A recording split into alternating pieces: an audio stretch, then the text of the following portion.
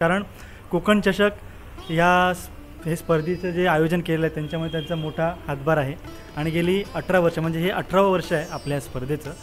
तर कोकणातल्या मुलांना म्हणजे जवळजवळ बांद्यापासून ते आपल्या पालघरपर्यंत तर सर्व नवोदित कलाकारांसाठी मिळणारे हे नवीन प्लॅटफॉर्म आहे, त्यांना मिळणारी संधी आणि ह्या संधीमुळे नवनवीन कलाकार घडतात आणि नवीन नवीन म्हणतात ना सितारे आपल्या ह्या चित्रपटसृष्टीला मिळतात. तर मिळणारे एक मोठं योगदान आहे.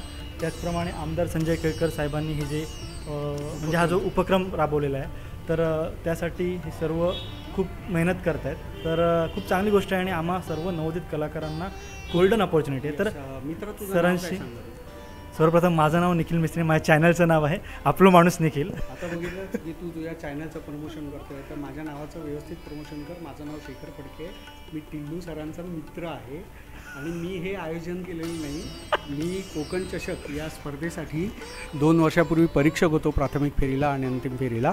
आता मला जेव्हा कळलं की कोकण चषक एकांगी स्पर्धा होते आणि माझ्याच कॉलेजमध्ये त्याची प्राथमिक फेरी होते, त्याच्यामुळे मला आज शूटिंग नसल्यामुळे मी आज ही एकांगी स्पर्धा बघायला आलो. माझे पूर्वीचे दिवस मला आठवले, कॉलेजमध्ये असल्यामुळे कॉलेजमध्येही येणं झालं, तेही दिवस आठवले आणि हेही आठवलं. त्याच्यामुळे मला फक्त ह्या मित्रामुळे आज कळलं आहे की मी फक्त चेहऱ्याने प्रसिद्ध झालो, नावाने प्रसिद्ध वाटतो. पण ठीक आहे. पण पुन्हा एकदा या कोकण चषकच्या निमित्ताने रसिक तुमच्यासमोर मला यायला मिळालं.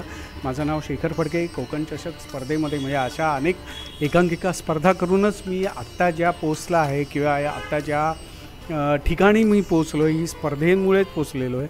पूर्वी स्पर्धा एकांगी स्पर्धा, शाळेची स्पर्धा, एकांगी स्पर्धा हे सगळं केल्यानंतर जायचो आणि मग आमचे जे मित्र परिवार जे आहे जे मंदार टिल्लू सर आणि आमचे बाळकृष्ण सर हे जे इथे आहेत त्यांना आता काहीतरी म्हणायचं आहे ते आता म्हणा. एकंदरीत तुम्ही आता मला सांगितलं की शेखर फडके या कॉलेजमधनं बाहेर पडला आणि आता नावरूपाला आला आहे, शहरांनी सगळे ओळखत आहेत. 18 वर्ष हा कोकण चषकचा घातलेला घाट हा तुम्ही तुमच्या स्वतःच्या डोळ्यांनी पाहिलेला आहे. एकंदरीत 2 वर्षापूर्वी तुम्ही जेव्हा परीक्षक होतात आणि आता आज स्पर्धकांचा प्रेक्षक म्हणून येताना स्पर्धकांचा जो उत्साह आहे त्याच्यावरनं तुम्हाला काय वाटतं या कोकण चषकमध्ये कशी लढत होणार आहे आणि कसं काय एकंदरीत स्पर्धकांचा उत्साह आहे? आता ह्या वर्षीचं मी तुम्हाला सांगू शकतो की मी आज ज्या मी प्राथमिक फेरीच्या स्पर्धा पाहिल्याच्या सगळ्या म्हणजे एकांगिया पाहिल्या ज्या स्पर्धेला त्या सगळ्या चुरशीच्या होत्या. पण आता मी कंपॅरिझन करत नाही की आमच्या वेळी काय आणि आमच्या वेळी म्हटल्यावर मी म्हातारा झाल्यासारखं होतं म्हणून मी आमच्या वेळी असं काय म्हणणार नाही. पण नाटक म्हटल्यानंतर प्रत्येकाचं वय हे विसरलं जातं. मग त्याची फक्त एकच वय असते ती म्हणजे अभिनय करण्याची ऑन स्टेज. आणि इतकी वर्ष कोकण चषक स्पर्धा सुरू आहे त्यात मी एकदा म्हणजे मला खूप आवडलं की कधी एकेकाळी मी स्पर्धेमध्ये भाग घ्यायचो आणि कोकण चषक स्पर्धेमुळे पहिल्यांदा मी परीक्षक म्हणून सगळ्यांसमोर आलो आणि त्यावेळी मला ज्या जजनी जज केलं होतं तसंच मला जज करावं लागलं. पण मी फार जज करत नाही कारण की ती एकांकिका आहे, पहिली पायरी आहे असं समजतो. त्या पहिल्या पायरीप्रमाणेच मी त्याचं संकलन करून मग तसा रिझल्ट दिला होता आणि तो आत्तापर्यंत तरी जितक्या स्पर्धांना मी परीक्षक म्हणून गेलो आहे तितक्या स्पर्धांना मी ज्या एकांकिका पुढे नेलेल्या आहेत त्यांना यश लाभलेलं आहे, आवडलेलं आहे आयोजकांनासुद्धा. आणि मी आज मला माहीत नाही, मी आता माझ्याच कॉलेजमध्ये मला खूप इंग्लिशचा जरा उपास असल्यामुळे ते नॉस्टॅल्जिया काय ते म्हणतात ते आलेलं आहे सध्या. तर आत्ता ज्या कलाकारांना भेटतो एकांगी स्पर्धा संपल्यानंतर जे भेटतात किंवा जे मला ओळखतात तर त्यांनी मला विचारल्यानंतर मी त्यांना ते सांगतो की तुम्ही एन्जॉय करा फक्त. तुम्ही फळाची म्हणजे आपण नेहमी म्हणतो की जसं गीतेमध्ये सांगितलेलं आहे की कर्म करत राहा, फळाची अपेक्षा का फळाची अपेक्षा करायची नाही. फळाची अपेक्षा ठेवूनच आपण काम केलं तर काम चांगलं जास्त होतं अजून. हां, फळाची अपेक्षा ठेवू नये, कर्म व्यवस्थित कर. म्हणजे अजूनही मी समजतो की आता खूप अनेक वर्ष काम केल्यामुळे किंवा नावारूपाला आता म्हणजे मी करीन ते लोकांना आवडेल असं विंगेट ठरवलं तरी माझ्याकडनं होत नाही. किंवा मी ठरवलं की आज आपण आमच्या भाषेत म्हणतो आम्ही की पाट्या टाकणं, ते जर ठरवलं तरी मी समोर एकदा लाफ्टर आला मला किंवा एखाद्या लोकांना आवडायला लागलं किंवा सिरियल आवडायला लागली तर आमच्याकडनं पाट्या टाकणंच होत नाही. आणि ते जे सगळे संस्कार झालेले आहेत हे की कुठलीही भूमिका छोटी असू दे मोठी असू दे ती इमाने इद्वारे 100% कशी मला प्रेक्षकांपर्यंत पोचवता येईल त्याचा मी खूप विचार करतो. आणि सहज ते आत्मसात झालं ते स्पर्धेमुळेच. ते मी सिरियलमध्ये काम करतो आहे किंवा व्यावसायिक नाटकामध्ये कामं केलेत किंवा सिनेमांमध्ये काम केलेत त्याच्यामुळे आलेलं नाही. स्पर्धेमुळे अंगात आलं की आपल्या कुठल्याही परिस्थितीत आपल्याला ती स्पर्धा पुढे न्यायचे किंवा म्हणजे कलाकारांमुळेच कधीकधी स्पर्धा पुढे जाते आणि स्पर्धेमुळे कधीकधी कलाकार पुढे जातात. मला याच्यावरून तुम्हाला एक प्रश्न विचारायचा आहे की जसं तुम्ही म्हणालात की स्पर्धेमुळे कलाकार पुढे जातात किंवा स्पर्धेमुळे अनेक गोष्टी कलाकारांना त्यांना व्यासपीठ मिळतं असं म्हणतायत, तर तसं जसं 18 वर्ष हा कोकण चषकचा घाट आमदार संजय केळकर प्रदीप डवळे यांनी केला, त्याच्यामुळे या कोकण चषकमुळे काही मालिकांच्या प्रोडक्शनला, काही चित्रपटांच्या प्रोडक्शनला किंवा नाट्य प्रोडक्शनला, संस्थांना याचा नक्कीच फायदा झाला आहे का? उपयोग फायदा खूपच झालेला आहे. फक्त माझ्या दृष्टीने तुम्ही विचाराल तर मला खूप नुकसान झालेलं आहे त्याचं. कारण की माझे स्पर्धक तयार झालेत. कारण की ह्या स्पर्धांमुळे चांगले चांगले ॲक्टर जर पुढे आले तर बहुतेक मला घरी बसायला लागेल. त्याच्यामुळे या गमतीचा भाग सोडल्यास खूप कुठलाही व्यासपीठ असू दे, पण कोकण चषक स्पर्धेमुळे कोकणातल्या, ठाण्यातल्या, कोकणातल्या, मुंबईतल्या किंवा राज्यस्तरीय स्पर्धा आहे आपली, त्याच्यामुळे सगळ्या कलाकारांना एक वेगळं व्यासपीठ आहे. कारण की काही एकांकिका स्पर्धा असतात त्या टेन्शनच्या असतात की अरे प्रेस्टिजियस आपण म्हणतो की अरे त्यातनं आपण हारलो म्हणजे हारलो, असं नसतं. कोकण चषक तसं नाही आहे. म्हणजे मला खूप जास्त आवडलं कोकण चषक स्पर्धेचं की प्राथमिक फेरीमध्ये एकांकिका सादर केल्यानंतर ती फायनलला जाईल की नाही जाणार याच्या अपरोक्ष आपण कोकण चषक स्पर्धेमध्ये आपली जी संस्था आहे ती सगळ्यांना सर्टिफिकेट देते. आमच्या वेळी तसं नव्हतं. आमच्या वेळी फायनलला गेलं, फायनलचा रिझल्ट असेल तेव्हा आपल्याला सर्टिफिकेट मिळेल का आपल्याला पहिलं पारितोषिक मिळेल, दुसरं तिसरं जे काय असतं ते. पण आत्ता सर्टिफिकेटमुळे सगळ्यांना हुरूप येतो ना. आपण प्रोत्साहन म्हणतो प्रशस्तीपत्रकाला, तर ते खरं प्रोत्साहन कोकण चषक स्पर्धेमुळे आलेलं आहे. आणि आमदार संजयजी, मंदार टेंडू, बाळकृष्ण, त्याचे सगळे सवंगडी, त्याच्या काम करणारे आपण त्याला काय म्हणूया सहकारी, तर त्यांचे खरं त्यांचं थँक्स. आमच्या वेळेला आम्ही स्पर्धा जायचो, आम्हीच तिकडे म्हणजे अनेक स्पर्धांना असं केलं की आमची एकांकिका सादर झाली, पूर्व प्राथमिक फेरी आणि फायनल अशा 3 असायच्या पूर्वी. आता प्राथमिक फेरी आणि फायनल असं असतं. पण पूर्वी आम्ही काय करायचो की आमची एकांकिका झाली की इतर एकांकिका स्पर्धाच्या लोकांना किंवा त्या स्पर्धेचे आयोजक कमी असतील तर आम्ही हातभार लावायचो. त्याच्यामुळे आम्हाला तीही सवय झाली. म्हणजे जसं आपण काय म्हणू शकतो की आत्ता मला त्या ॲम्ब्युलन्समुळे एक सुचलं होतं की नाटक कुठेतरी सिरियस आहे सध्या, त्याच्यामुळे बहुतेक ॲम्ब्युलन्स भरून गेली असेल. पण गमतीशीर पण असतात काही गोष्टी आणि शिकायला मिळतं सगळं. म्हणजे मी पहिल्यापासून बॅकस्टेज पण केलेलं आहे, त्याच्यामुळे आम्हाला कधी असं वाटायचं नाही की दुसऱ्या स्पर्धकांना मदत करावी का. नाही, मोठमोठ्या स्पर्धांनासुद्धा आम्ही, इतर कॉलेजचे कॉम्पिटिशन्स असायचे स्पर्धक, त्यांनासुद्धा आम्ही मदत करायचो. म्हणजे आमचाच लाईटवाला आहे किंवा मी तिथे बॅकस्टेजला असायचो, पुढच्या एकांकिकेत मी काम करायचो माझ्याच कॉलेजमधनं. त्याच्यामुळे ते सगळं आहे. फक्त आत्ता कसं कॉम्पिटिशन जास्त वाढल्यामुळे आहे ना, जसं मी म्हणाल की मला भीती वाटते की अनेक चांगले कलाकार येतील आणि मला घरी बसवतील. तर ती एक गंमत आहे, पण टेन्शन पण आहे. कारण की खरंच चांगले कलाकार आता समोर येतात. पूर्वी हातावर मोजण्या इतपतच आपल्याला दिसायचे, कारण तेवढ्या स्पर्धा असायच्या. आणि कोकण चषक स्पर्धेमुळे मला असं जाणवलं की मध्ये एक फायनल काहीतरी मुंबईच्या बाहेर घेतली होती, रत्नागिरीला घेतली होती. त्याच्यामुळे तिथेही जाऊन फायनल होऊ शकते. म्हणजे प्रत्येक एकांकिका स्पर्धेची फायनल ही मुंबईतच व्हायला पाहिजे किंवा पुण्यातच व्हायला पाहिजे असं नाही. सवाई ही सवाई आहे, पण सवाईला सवाई कधी त्यांना ते स्थान कधी मिळतं सवाईचं, जेव्हा ह्या सगळ्या एकांकिका स्पर्धा होतात. जसं कोकण चषक आहे आपला किंवा इतर अटल करंडक आहे, आत्ता जे सगळे नवीन आहे, INT उन्मेष तर बंद झाली, पण INT अजूनही सुरू आहे. तर ह्या सगळ्यांमुळे ती सवाई आहे.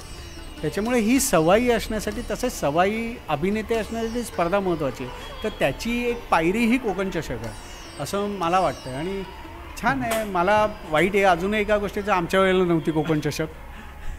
तेव्हा असती तर अजून जिथे आहोत त्याच्या अजून 2 पावलं पुढे गेलो असतो कदाचित, असं मला वाटतं. आणि सगळ्या कोकण चषकमध्ये ज्या ज्या स्पर्धकांनी भाग घेतल्या, ज्या ज्या संस्थांनी भाग घेतल्या, त्या सगळ्यांना शेखर फडकेकडनं त्या सगळ्यांना शेखर फडकेकडनं हार्दिक शुभेच्छा. अंतिम फेरी जी असेल, अंतिम फेरीमध्ये ज्या एकांकिका गेल्यात त्यांच्यासाठी शुभेच्छा. एखाद वेळ ती माझ्याकडे वेळ असेल त्या दिवसात, जसा आज वेळ मिळाला तसा वेळ असेल ती नक्कीच मी कोकण चषकची फायनल बघायला डेफिनेटली येईनच. आणि बघू तेव्हाही मजा करता येईलच. एक शेवटचा प्रश्न विचारतो. आता जसं की मला सर सांगतात परीक्षेत बसल्यासारखे ह्या कॉलेजचेच सर आहेत. तर आता कसं कॉलेज म्हटल्यावर सर म्हणजे कॉलेजचा विद्यार्थी, हा तेच कॉलेजचे विद्यार्थी असल्यावर थोडंसं वाटतं अरे यार आपलं कॉलेज आहे थोडंसं. कारण आता आम्ही 3 कॉम्पिटिशन केल्या, अटल करंडक आणि अजून कुठली गेली आपण बोली भाषा एकांकिका केली. तर आम्ही दोन्ही केल्या ना, तर माझं कॉलेज पण होतं वेडेकरचं ठाणा कॉलेज, आणि आणि ज्ञानसाधना पण होतं. पण आम्ही अंतिम फेरीचा निकाल बघितला ना, तर तिथे ज्ञानसाधना असायचं. तर मी माझ्या मित्राला फोटो पाठवायचो, सागर ह्या बघ रे आमचा इला नाही, ज्ञानसाधना इला. तर आता पण म्हणजे असं वाटतं, आता पण जोशी बेडेकर आहे आपल्या कॉम्पिटिशनमध्ये, आजच्या फेरीमध्ये आहे उद्या. तर तिथे बघितलं, आता ज्ञानसाधनाची एंट्री नाही वाटतं आहे ना. मग मी ते मगाशी मी पण विचार करत म्हटलं ह्यावेळी पण त्याला फोटो पाठवणार, आम्ही फायनलला नाही, या बघ ज्ञानसाधना येईल. नाही, मुळात तुम्ही आहे ना, माझं असं म्हणणं आहे की आहे ना, कुणी असं धरू नये की हे असल्यानंतर ते असतील. आता आमच्या वेळेला काय व्हायचं की ज्ञानसाधनामध्ये खूप कमी होतं. म्हणजे आमचे प्रदीप ढवळ सर आणि दाऊद म्हणून जे दळवी सर जे प्रिन्सिपल होते, त्यांनी आम्हाला हातभार लावला म्हणून आम्ही 2-3च्याच एकांकिका करून पुढे जायचो. पण आम्ही इंडिव्हिज्युअल प्राइजेस आणायचो, पण आम्ही इतरांना कमी लेखायचो नाही. ते घाबरायचे की अरे बापरे, ज्ञानसाधना आहे, जोशी बेडेकर आहे, नानजीबाई खिमजीबाई आहे, म्हणजे आपलं इंडिव्हिज्युअल प्राईज गेलं, आपल्याला सांघिक कथा कमवायला लागेल. पण तेव्हाही छान वाटायचं, अरे हो ओके छान. म्हणजे तुला काय प्रश्न विचारायचा तो मला आत्ता कळला नाही आहे. म्हणजे एक क्युरिओसिटी असते आपल्या कॉलेजची क्युरिओसिटी असते ना, ज्ञानसाधनाचा दबदबा आहे. हां, कसं आहे, माझं कॉलेज एकदा म्हणजे माझं शाळा सुटली ती मागे पडली, कॉलेज सुटलं ते मागे पडलं. आता हे फक्त नॉस्टॅल्जिया आपण जे म्हणतो तेवढंच आहे. आता आपलं कॉलेज आलं पाहिजे, नाही चांगली एकांकिका पुढे आली पाहिजे, एवढंच माझं म्हणणं आहे. मग ते कॉलेज कुठलंही असू दे, संस्था कुठलीही असू दे, जर एकांकिका चांगली असेल, परफॉर्मन्स त्या दिवशीचा त्यांचा चांगला असेल तरच त्यांनी पुढे जावं. मागच्या म्हणजे आपण काय म्हणतो त्याला की आपण पाठीमागे जी पुण्य केलेली असतात, म्हणजे अनेक एकांकिका पूर्वी कसं आम्ही वेगवेगळ्या स्पर्धांना वेगवेगळ्या एकांकिका करायचो. आता फॅड आहे की एक एकांकिका पहिली आली की ती सगळीकडे वर्षभर जाते, आणि कधी त्यांना आहे ना फायनलला जर का कुठल्या स्पर्धेमध्ये गेले नाहीत पहिली आलेली, तर त्यांना असं वाटतं की या परीक्षक चुकलेत म्हणून. असं नाही, माझं असं म्हणणं असतं की त्या दिवसाचा परफॉर्मन्स चुकला तुमचा. एकांकिका तीच होती, चांगलीच होती, पहिलीच येण्याच्या लायकीची होती, पण त्या दिवशीचा तुमचा परफॉर्मन्स वाईट झाला, त्याच्यामुळे ती कधी कधी एकांकिका मागे पडू शकते. त्याच्यामुळे डिप्रेस होऊ नका. आणि मला असं म्हणायचं की एकच एकांकिका 10 वेळा करत असा प्रयोग करतो आम्ही. जसं व्यावसायिक नाटकं असतात की आम्ही 500 प्रयोग केले, प्रयोग तोच असतो, पण आम्ही दर दिवशी किंवा दर वेळेला वेगवेगळा प्रयोग करतो. म्हणजे गडके रंगायतन असेल तिथे वेगळा प्रेक्षक असतो, दीनानाथला असतो तो वेगळा असतो, शिवाजी मंदिरचा वेगळा असतो, पुण्याचा वेगळाच असतो.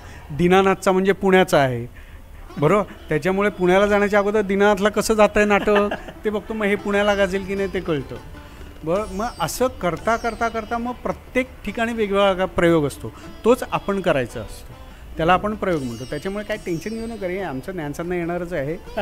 पण शेवटी आपल्याला काय ज्ञानसाधना महत्त्वाचं आहे. पण ते आलं तरी छान आहे, पण हल्ली ज्ञानसाधनाचं नाव बदलून वेगळं ज्ञान प्रसारिणी, हां नाही काहीतरी आनंद विश्व गुरुकुल लॉ कॉलेजचं झालं, हां सतीश प्रधान ज्ञानसाधना आहे, बरोबर.